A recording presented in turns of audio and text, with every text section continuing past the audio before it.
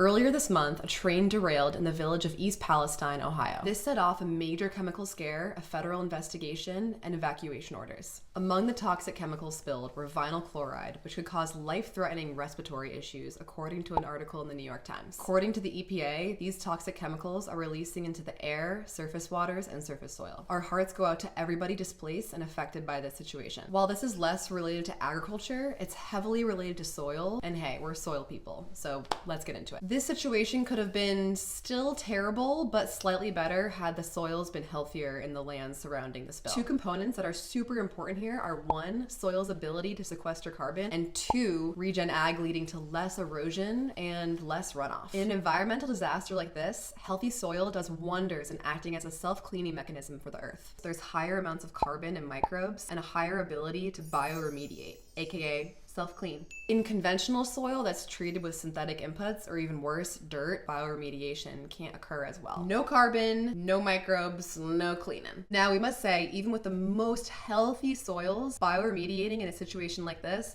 you're not going to want to eat the plants that are growing from that land for a pretty long time. Obviously, there are a ton of factors here at play that cause this situation to be a total disaster. What we are saying is that healthier soil equals more resilience for our land during environmental disasters, which will in turn better protect our communities and our quality of life. I've said it before and I'll say it again, regen ag equals more resilience, cleaner air, cleaner water, cleaner soil, and cleaner food. Sign the freaking petition for more regenerative ag in the 2023 Farm Bill, and let's clean this up.